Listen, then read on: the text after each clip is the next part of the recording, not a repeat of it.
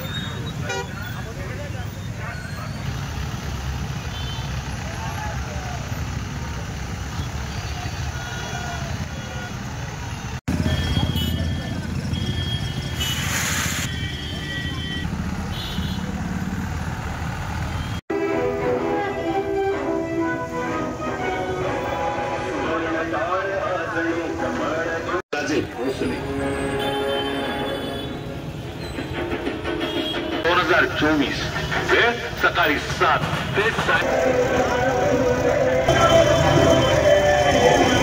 छत्रपती उदयनराजेंना निवडून देऊया, साताऱ्याचा विकास साधूया। आता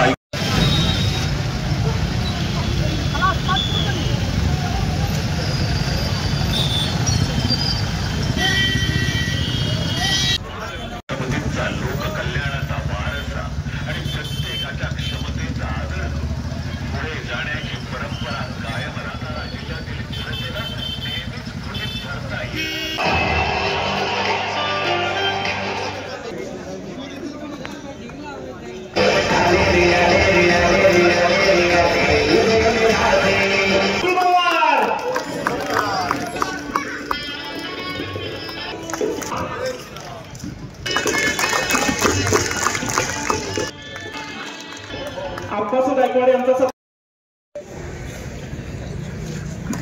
या पुस्तकाची प्रस्तावना भारतीय जनता पार्टीचे प्रदेशाध्यक्ष माननीय चंद्रशेखरजी बावनकुळे यांनी लिहिलेली आहे आणि नगरसेवक पदापासून आमदार, मंत्री आणि नंतर खासदार अशा विविध पदांना न्याय देण्याचं काम छत्रपती श्रीमंत उदयन महाराजांनी आपल्या कारकिर्दीमध्ये केले। या मतदारसंघात देखील काम करत असताना सगळ्यांना समान न्याय देण्याच्या बाबतीमधली भूमिका ही छत्रपती श्रीमंत उदयन महाराजांनी मागच्या कालावधीमध्ये घेतली आणि काम करत असताना त्यांचा एक स्वभाव आहे की खऱ्याला खरं म्हणायचं आणि एखादी गोष्ट चुकीची असेल तर ती गोष्ट चुकीची म्हणायला महाराजसाहेब कधीही पुढे मागे पाहत नाही।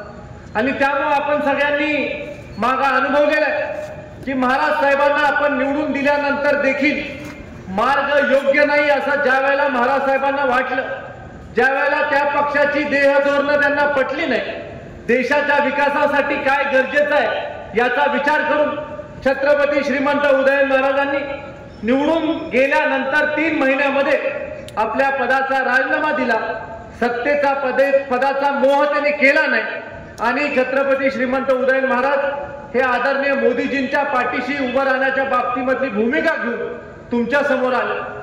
आता सातत्यानं केंद्र सरकारच्या माध्यमातून विविध विकास कामं ते या भागासाठी करायचा प्रयत्न करत आहेत। आज या जिल्ह्यामध्ये तब्बल 9,900 कोटी रुपयाची कामं ही छत्रपती उदयन महाराजांच्या माध्यमातून आलेली आपल्याला दिसतात। मग ती नॅशनल हायवेची कामं असतील किंवा स्टेट हायवेची कामं असतील, केंद्र सरकारच्या माध्यमातून पाणी पुरवठा योजनांना मोठ्या प्रमाणावर निधी देण्याचं काम असेल किंवा राज्य सरकार आणि केंद्र सरकारच्या संयुक्त विद्यमानं जी कामं होणं गरजेचं आहे ती कामं करण्याच्या बाबतीमधलं काम त्यांचं असेल।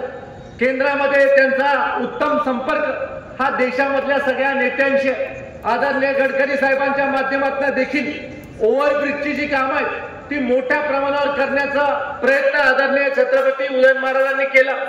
कराड शहरामध्ये 14 लेनिंग रस्ता आता होताना आपण प्रत्यक्ष पाहतोय आणि त्या 14 लेनिंग रस्त्याला सुद्धा अतिरिक्त निधी मंजूर करून देण्याच्या बाबतीमधला प्रयत्न हा छत्रपती श्रीमंत उदयन महाराजांनी केला।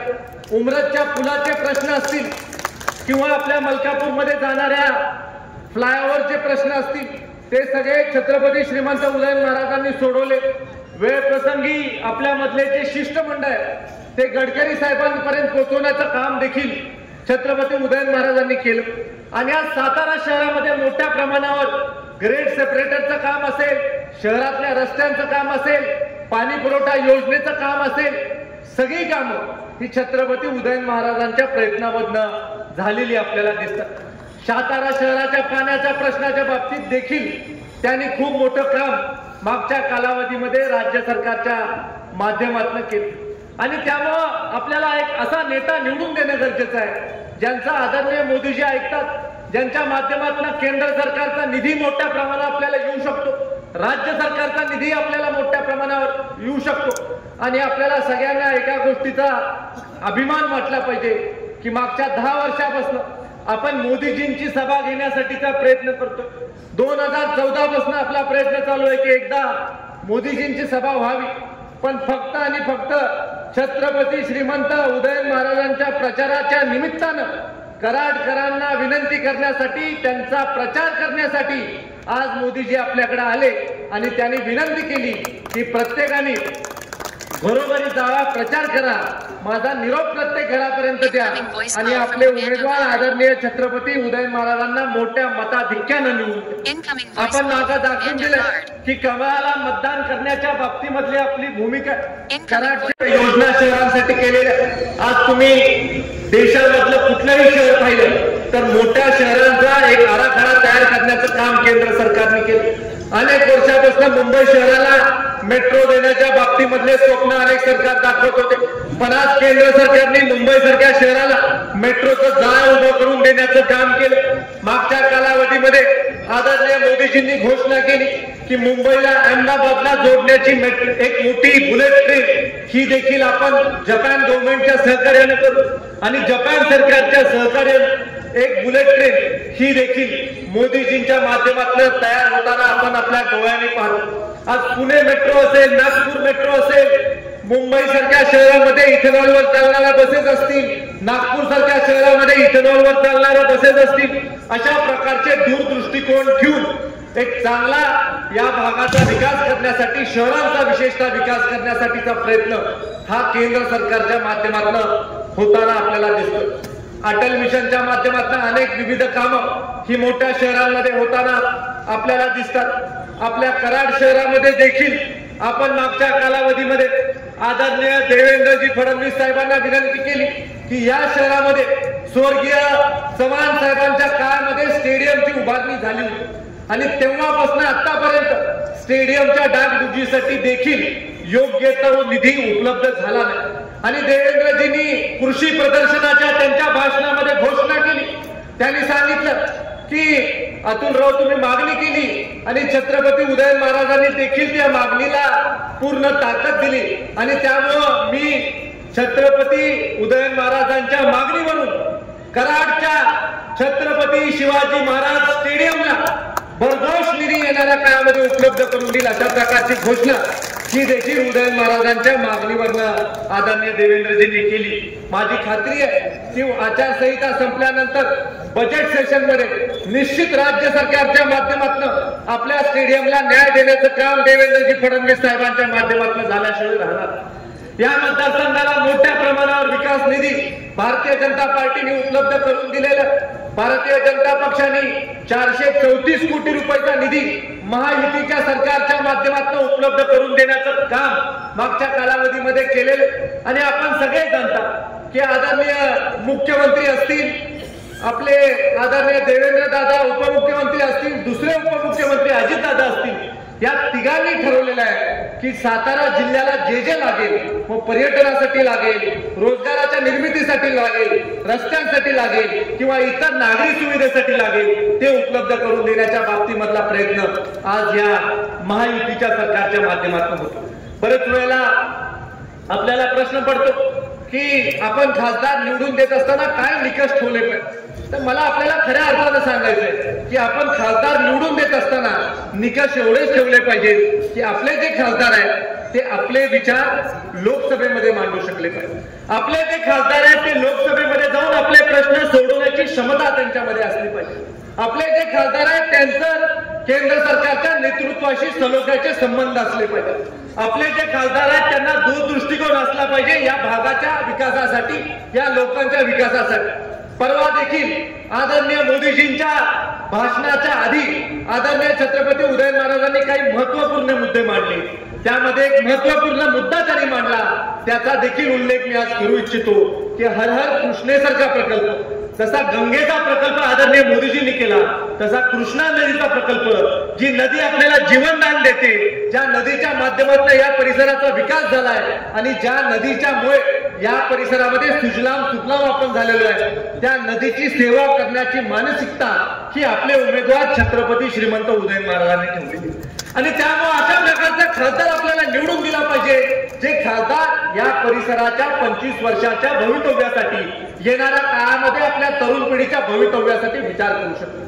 त्याने उल्लेख केला की मला या परिसरामध्ये IT पार्क उभा करायचा, मला या परिसरातल्या तरुणांच्या हाताला काम देण्याच्या बाबतीमधला प्रयत्न करायचा आहे. आणि त्यामुळे त्यांनी आपलं विजन हे आपल्या समोर ठेवलेलं आहे. आणि त्यामुळे आपली सगळ्यांची जबाबदारी आहे की आपण सगळ्यांनी एकत्रित येऊ.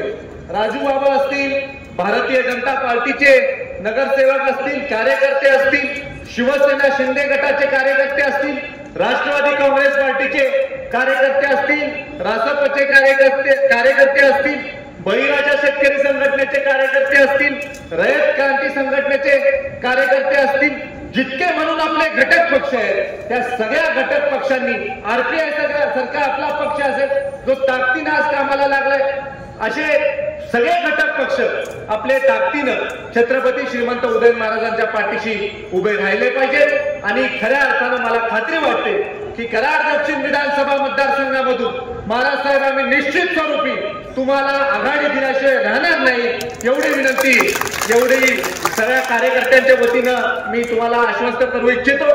मी सगळ्यांना विनंती करतो की शेवटचे 4 दिवस आपले प्रचाराचे राहिलेले आपण सगळ्यांनी ताकदीनं प्रत्येक घरामध्ये गेलं पाहिजे. मोदीजींचा जो निरोप आहे तो प्रत्येक घरापर्यंत पोहोचवला पाहिजे आणि भरघोष मताचा टक्का वाढवण्याचं काम केलं पाहिजे. डॉक्टर बाबासाहेब आंबेडकरांनी जी आपल्याला सूचना केलेली आहे की आपण मतदानाच्या प्रक्रियेमध्ये सहभागी झालं पाहिजे, त्यांनी घटना बनवून आपल्याला बलशाली केलेलं आहे. त्या डॉक्टर बाबासाहेब आंबेडकरांच्या घटनेचं वंदन करायचं काम आपण येणाऱ्या 7 मेच्या निवडणुकीच्या निमित्तानं करायचंय. एवढंच आवर्जून या कार्यक्रमाच्या निमित्तानं सांगून थांबतो. जय हिंद, जय महाराष्ट्र. यानंतर फक्त प्राचार्य या सातारा जिल्ह्याची एक आगळीवेगळी ओळख आहे, एक आगळीवेगळी परंपरा आहे, एक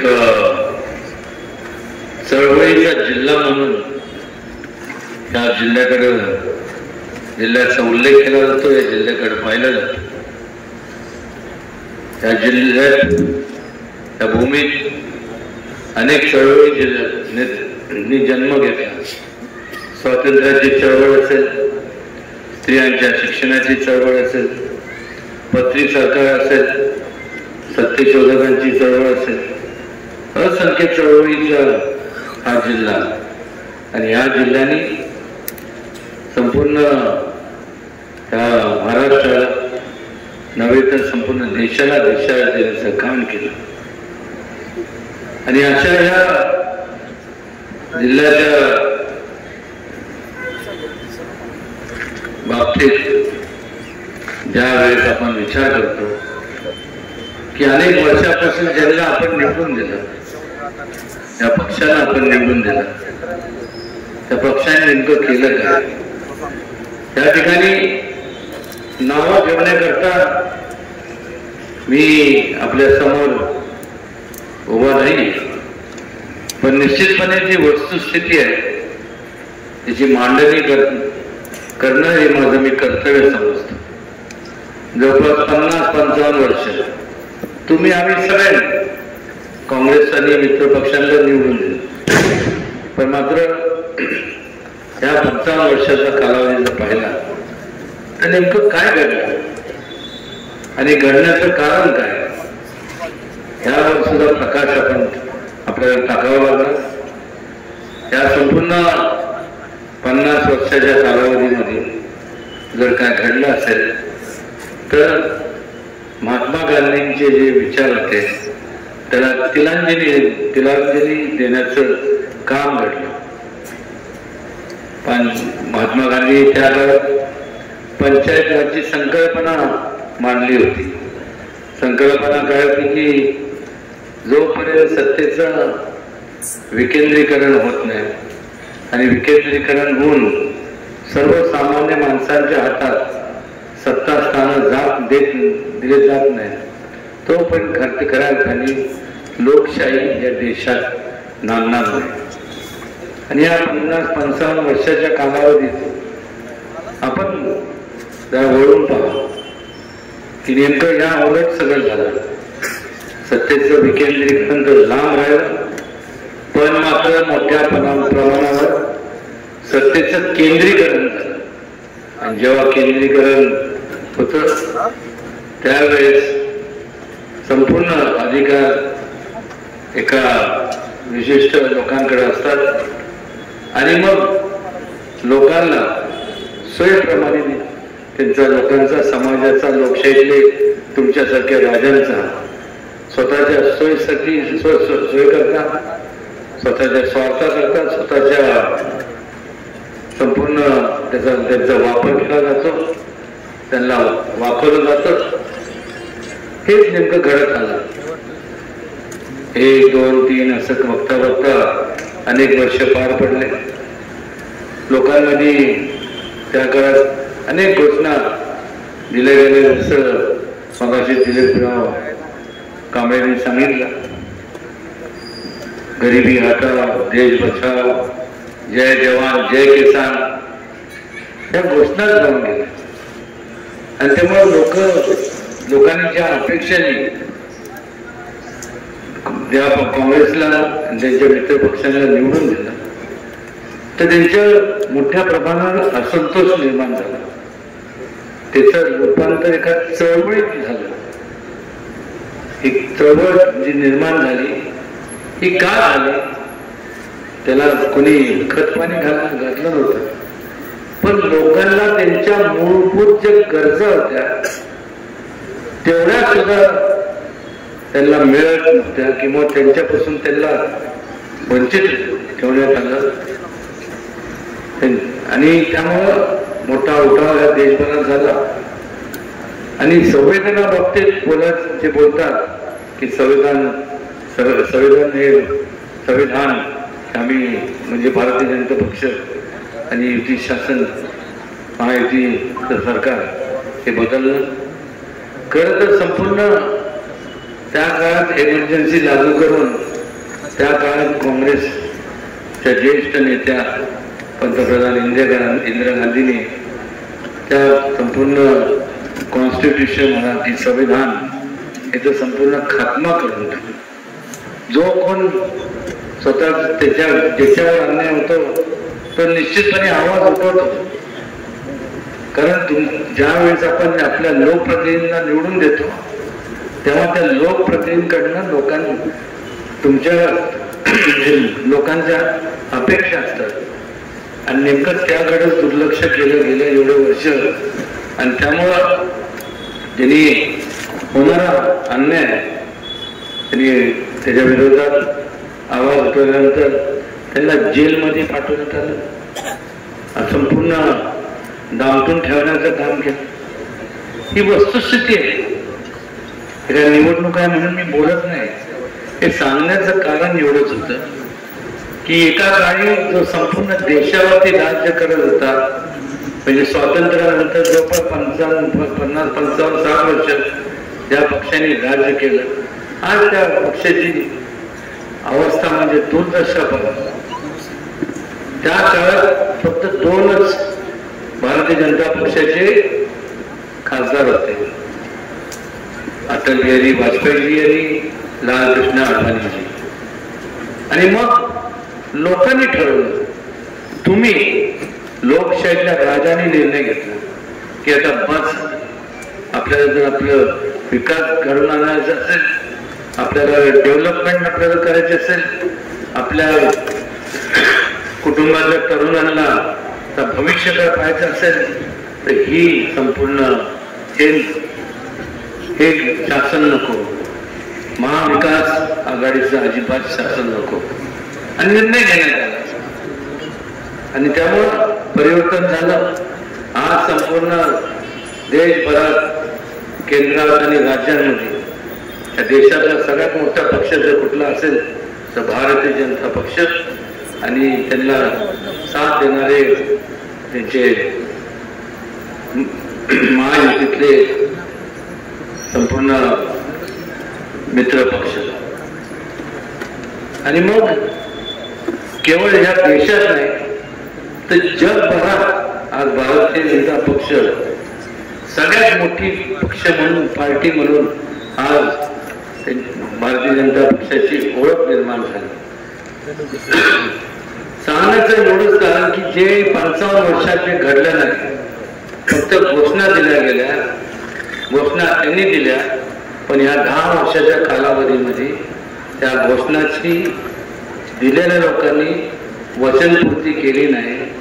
पण त्याची वचनपूर्ती म्हणा ते अंमलात किंवा ते पूर्ण जर कोणी केले असेल तर मला अभिमानाने सांगावंच वाटतं की भारतीय जनता पक्ष आणि महायुतीने या संपूर्ण त्या पूर्ण केल्या.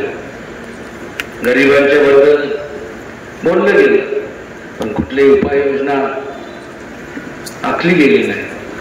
त्याचबरोबर जवानांच्या बाबतीत बोललं गेलं, शेतकऱ्यांच्या बाबतीत बोललं गेलं, शेतकरी म्हणजेच किसानच्या बाबतीत बोललं गेलं, पण कुठल्याही प्रकारची योजना आखली गेली नाही. पण मात्र भारतीय जनता पक्षाने एक स्थिर सरकार जेव्हा असतं त्यावेळेस एक प्रकारचं नियोजनबद्ध कार्यक्रम राबवता येतो आणि संपूर्ण या देशातल्या जे दुर्लक्षित दुर्गम भागात राहणारे आणि जे लोक आहेत, जो वर्ग आहे, महिलांचं सक्षमीकरण असेल, त्याचबरोबर तरुणांचं एम्पॉवरमेंट असेल, मेक इन इंडिया असेल, क्रीडा क्षेत्र असेल, अशा वेगवेगळ्या क्षेत्रामध्ये मोठ्या प्रमाणावरती आपण जर पाहिलं तर मोठ्या योजना राबवल्या गेल्या. आज संपूर्ण एक प्रत्येकाला एक आशेचं किरण आता नजरेसमोर दिसायला लागले आणि ते सुद्धा मोदीजींच्या कुशल नेतृत्वाखाली भारतीय जनता पक्ष आणि मित्र पक्षाच्या मुळे आज ही परिस्थिती निर्माण झाली. आणि दुसऱ्या बाजूला जर आपण पाहिलं महाविकास आघाडी, मला तर आवर्जून कधी कधी असं वाटतं की ती महाविकास नाही, महाविकास आघाडी आहे. कारण ज्या वेळेस कुठलेही काम न करता लोकांसमोर जाण्याचं धाडस एक लोक कसे करतात हे आपण त्यांना तेव्हा तुमच्याकडे त्यांना आवर्जून विचारणं गरजेचं आहे. आणि मग स्वतःचा नाकर्तेपणा किंवा कुठलेही नाकर्तेपणा घडवण्याकरता मग एकच गोष्ट होती, ते म्हणजे दुसऱ्याला नावं ठेवणं. त्यांनी असंच केलं, ते संविधान बदलणार आहे आणि ते तसेच आहे, जातीवादी पक्ष आणि त्यांना जवळ करू नका. त्याचबरोबर संपूर्ण मुस्लिम समाजाच्या विरोधातला हा पक्ष आहे. मला आवर्जून या ठिकाणी मला कळत नाही की मगाशी सुरुवातीला प्रास्ताविक त्यांनी केलं, त्यांनी थोडक्यात त्यांनी सांगितलं, पण 23 मार्च 94 तुम्ही बघा तुमच्या गुगलवरती किंवा तुम्ही जावा शोध घ्या, कम्प्युटरवरती जावा, तुम्हाला सगळं त्याच्यात इतिहास नाही. 23 मार्च 94 त्यांनी एक नोटिफिकेशन काढलं, गव्हर्नमेंटचं GR पण नाही, नोटिफिकेशन. आणि काय केलं तर त्यात त्यांनी संपूर्ण आज जे जातीमध्ये तेढ जे निर्माण झालेले पाकड हे तेढ निर्माण करायचं पाप त्यांनी केलं. मंडळाचे त्यावेळेस VP सिंग हे पंतप्रधान होते त्यावेळेस मंडळ आयोग त्यांनी बनवलं, तयार केला. मंडळ आयोग म्हणजे काय, आर्थिकदृष्ट्या दुर्बल यांना संपूर्ण सवलती दिल्या जाव्यात. पण झालं काय, त्याचा अर्थ काय काढला की फक्त मागासवर्गीय लोकांकरता ते लागू केलं. अत्यंत चुकीचं आहे. कुठल्याही जाती जमातीतला माणूस जरी असला आणि आर्थिकदृष्ट्या दुर्बळ असला त्या क्रायटेरिया खाली त्या मुद्द्याखाली प्रत्येकाला ती सवलत शैक्षणिक असेल, चांगलं घरकुलची असेल, ती प्रत्येकाला मिळाली पाहिजे. त्या संपूर्ण देशातल्या प्रत्येक जे नागरिक आहे त्याला एक चांगलं जीवन जगण्याचा, तुम्हाला आम्हाला सगळ्यांना जीवन जगण्याचा अधिकार आहे.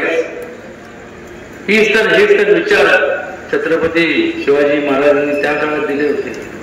समतेचा विचार दिला, सर्व धर्म समभावाचा विचार दिला.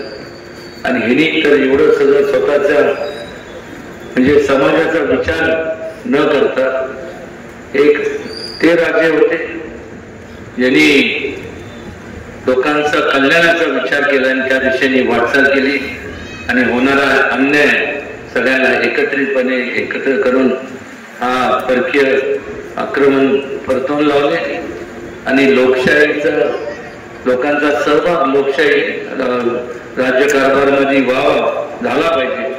ही लोकशाहीची कल्पना त्यावेळेस महाराजांनी मांडली. लोकशाहीचे खरे जनक म्हणजे छत्रपती शिवाजी महाराज. आणि ह्या बाजूला आपण जर पाहिलं तर काय पाहिलं जायचं की त्या देशाला एवढा विस्कळीतपणा आणून ठेवला, जाती मध्ये तेढ निर्माण केली, दरार निर्माण झाली, माणसात माणूस ठेवला नाही. शिवाजी महाराजांनी समाजाचा विचार केला, समाजाच्या एकतेचा विचार केला आणि ह्यांनी समाजाचा विचार केलेला, ह्यांनी स्वतःचा वैयक्तिक स्वार्थ मी स्वतःचा वैयक्तिक विचार केला की ह्यांना यांच्या पलीकडे कोण दिसत नाही. आणि तो विचार केल्यामुळं समाजाचे तुकडे झाले तरी चालतील पण मला माझा स्वार्थ समाज साधला गेला पाहिजे. एवढा कमकुवत, एवढा निष्क्रिय, एवढा म्हणजे गलिच्छ विचार यांनी सर्व केला. आणि आज हा विचार करत असताना यशवंत विचारांचं तुम्ही सांगता की आम्ही पायिक आहोत, कुठल्या हिशोबाने आपण असं विचार करणारे यशवंत विचारांचे पायिक होऊच शकत नाही. यशवंत विचार म्हणजे लोक कल्याणाचे विचार. त्यातून ह्या संपूर्ण सातारा लोकसभा मतदारसंघात 16,80,000 एवढे लोक असताना म्हणजे संपूर्ण 6 मतदारसंघात मग वाई असेल, सातारा असेल, कोरेगाव असेल, उत्तर कराड, दक्षिण कराड आणि पाटण या संपूर्ण ह्याच्यात 16,80,000 मतदान आहे. आणि ह्या संपूर्ण 16,80,000 म्हणजे त्याला आपण भिंग म्हणतो ना, मॅग्निफाईंग ग्लासला भिंग म्हणतो ना. म्हणजे यांच्या मनात यशवंत विचार होते, त्यांनी ते मॅग्निफाईंग ग्लास घेतला, प्रत्येक तालुक्यात गेले, बारकाईने बघितलं, इकडे गेले, तिकडे गेले, जिल्हा परिषद, पंचायत समिती, सगळ्या गण गटात गेले, नगरपालिकेच्या याच्यात गेले. आणि मग त्यांना असा एक व्यक्ती मिळाला की त्याला उमेदवारी दिली. आणि ज्याला उमेदवारी दिली त्यांनी आज ज्याला दिली त्याचे आज संपूर्ण शिष्टाचार तर लांब राहिला, संपूर्ण भ्रष्टाचाराचा संपूर्ण सगळा इतिहास असणाऱ्या व्यक्तीला दिला. म्हणजे ह्या 16,80,000 लोकांमधनं एकही चारित्र्य संपन्न माणूस किंवा उमेदवार त्यांना मिळाला नाही का? म्हणजे असंच म्हणावं लागेल की त्यांच्या अवतीभोवती सगळे घोटाळेखोर आहे, असंच त्याचा अर्थ होतो. कारण की शोधत असताना तर त्यांना असा उमेदवार मिळाला. फार बोलण्यापेक्षा मला एकच आपल्याला सांगायचं वाटतं की मागच्या जन्मी माझ्याकडनं थोडंसं किंचित जास्त पुण्याचं काम घडलं असावं म्हणून एवढ्या मोठ्या घराण्यात जन्माला माझा योग आला. हे योगायोगाच्या गोष्टी आहेत. माझ्या ठिकाणी तुम्ही कोणी पण असू शकता आणि मग तुम्ही असता तर नीट ऐका मी काय म्हणतोय ते. तुम्ही असता तर मी सुद्धा तुमच्याकडनं जे कोण असते मी सुद्धा त्या व्यक्तीकडनं आपण सगळ्यांनी अपेक्षा त्याच केल्या असतात ज्या तुम्ही माझ्याकडनं करताय की ह्या घराण्याचा मी वारसा सांगतो त्याचा वसा पुढं घेऊन जात असताना छत्रपती शिवाजी महाराजांचे विचार त्याचं पालन करत मी माझं कर्तव्य समजतो. आणि लोकांपर्यंत गेले 30-32-35 वर्ष सर्वसामान्य माणसांना लोकांना कुठल्याही जाती धर्म मी इथं मानत नाही. मनुष्य हीच जाते असं मी मानतो आणि त्यामुळं मी ते मानून कधी या विचार मी राजकारणात जरी असलो तरी राजकारण कधी केलं नाही. केलं तर लोकहिताचं लोकांच्या उपयोगी त्यांच्या कुटुंबाचं जीवनमान कसं उंचवलं जाईल त्यांना सुखसोयी कशा मिळतील याचं समाजकारण केलेलं एवढंच या ठिकाणी मला आवर्जून नमूद करावं असं. बोलण्यासारखं भरपूर आहे. किती बोलायचं. आज तुम्ही लोकशाहीतले राजे आहात. निवडणुका आल्या की बघा तुम्ही कधी पण नोटीस करा कधी पण तुम्ही बारकाईने निरीक्षण करा. पार येणार चकाचक कपडे बिपडे असं तसं भांग बिंग पाडून सगळे आणि मग पेंबीच्या जागापासून बोलणार. तळागाळातल्या लोकांबद्दल जी तळमळ जी अरे समोरच्या बोलताना आपल्याला वाटलं पाहिजे अरे वा ते उदयनराजे बिंदराजे कोण नाही हाच खरा उमेदवार. तळागाळातल्या लोकांबद्दल आम्ही हे करू ते करू ते करू ते करू ते करू हे बोलत असताना त्यांच्या मनात एकच असतं की ह्यांचे मत आपण मिळवू करू नये तुमचे मत मिळवू आणि मग एकदा निवडणूकचा निकाल लागला मग त्या पदावरती किंवा निवडून आल्यानंतर त्याच तळमळीच्या लोकांबद्दल तळागाळातल्या लोकांबद्दल तळमळीने जे लोक बोलत होते त्याच लोकांकडे पाठ फिरवली गेली. त्याच लोकांना जास्तीत जास्त गाळात घालण्याचं काम हे आजवर झालेलं आहे. ही वस्तुस्थिती. त्यामुळेच तेवढा मोठा देशात उठाव झाला. त्यामुळेच तर एमर्जन्सी लागू केली. 55 वर्षाच्या कालावधीमध्ये त्यांनी जे केले नाही आता अजून किती वर्ष देणार. आता समोर या ठिकाणी बरेचसे वयस्कर लोक बसले. आज वयस्कर आहे पण त्याचे 35-40 वर्षापूर्वी ही लोक सुद्धा त्यांच्या आई तारवण्यात होते. मग संधी मिळाली नाही काय कुठले दालन ते नव्हते विकासाचे. आज असे अनेक 1, 2 नाही 3, 4 पिढ्या आज नैराश्य येतं जेव्हा इच्छा असते की आपण हे करावं ते करावं पण स्कोप न मिळाल्यामुळं नैराश्य येतं. पण अधिकार दिला कोणी यांना की आज व्यक्ती केंद्रित तुम्ही झाला आणि तुमच्यामुळं अनेक तरुणांचं त्या काळातल्या तरुणांचं जे संपूर्ण तुम्ही खच्चीकरण झालं त्याला तुम्ही हे लोक जबाबदार आहेत. आज निर्णय तुम्हाला घ्यायचा. तुम्हाला ते तुम्ही सोचले तुम्हाला म्हणजे कोणाला वाटत नाही. तुम्हाला असं वाटतंय की जे तुम्हाला तुमच्या नशिबी आलं ते तुमच्या कुटुंबातले जे लहान तरुण आहेत जे कधी ना कधी मोठे होतील या देशाच्या जे भविष्य काय त्यांच्या नशिबी हे असं व्हावं असं वाटतं तुम्हाला. विचारतोय तुम्हाला. मग एवढं जोरात नाही मला एकच सगळ्यांना वाटतं की नशिबी यावं मला वाटलं झोपले नाही. शिक्षेचा भाग सोडून द्या.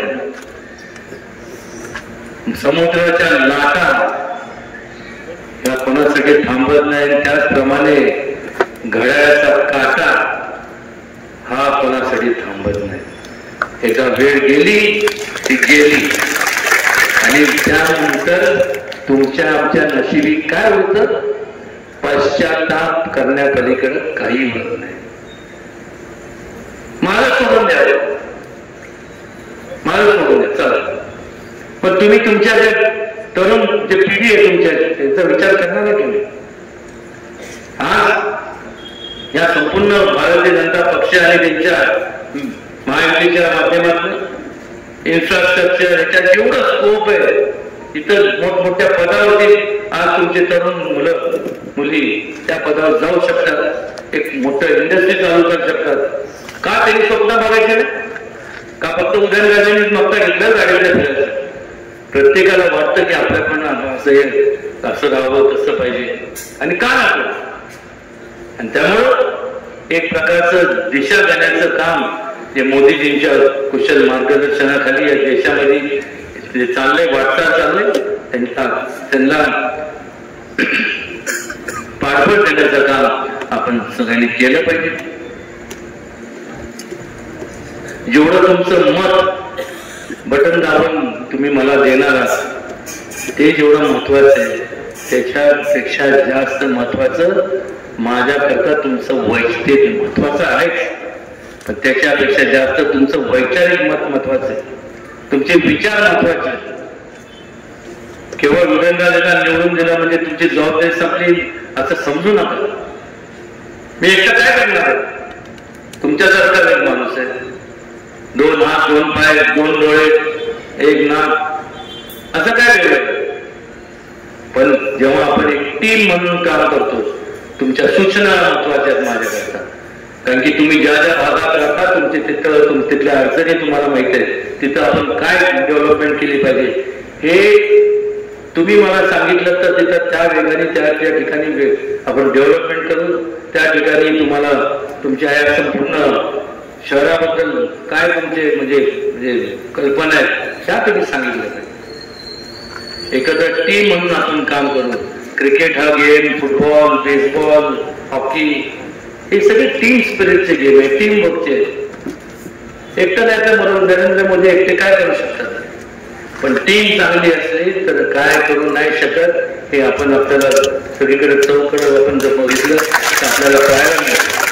टीम महत्वाची असते आणि टीम महत्वाची असल्यानंतर जो लीडर तुम्ही टीमचा निवडतात तो सुद्धा महत्वाचा. एका बाजूला शिष्टाचार असणारा आणि दुसऱ्या बाजूला भ्रष्टाचार असणारा. करा लोकशाहीचे तुम्ही राजे, कोणाला मतदान करणार? शिष्टाचाराला का भ्रष्टाचाराला? कोणाला? भ्रष्टाचार खरं, भ्रष्टाचार खरं. तसं जर झालं तर तुम्ही विचार करा, तुमच्या हाय त्या संस्था दिसतात आहे ना, फोटो फिनिश, आणि मग पश्चाताप जो होतो त्याला जबाबदार तुम्ही असणार आहे. फार मी बोलणार नाही, बोलण्यासारखं भरपूर आहे. तुम्ही सगळे आता मतदानाचा अधिकार तुम्हाला प्राप्त झालेला आहे. फार बोलण्यापेक्षा तुम्ही सुज्ञ मतदार राजा, योग्य तो निर्णय घ्या आणि वाटल त्या परिस्थितीत मला निवडून द्या. कळलं? आवाज एकदम वाढला, मी तरी काय करणार? कधी ऍम्प्लिफायरचा आवाज वाढतो ना, तुम्ही म्हणणार आता असं का? बघतो आता काय बघू नका, जे बघायचं आता बघा. 7 तारखेला तर सगळ्या बघू नका. हे 2 नंबर जे बटन आहे तेच दाबा आणि आपला आशीर्वाद मला द्या, एवढंच या ठिकाणी विनम्रपणे सांगतो. आणि आपण या ठिकाणी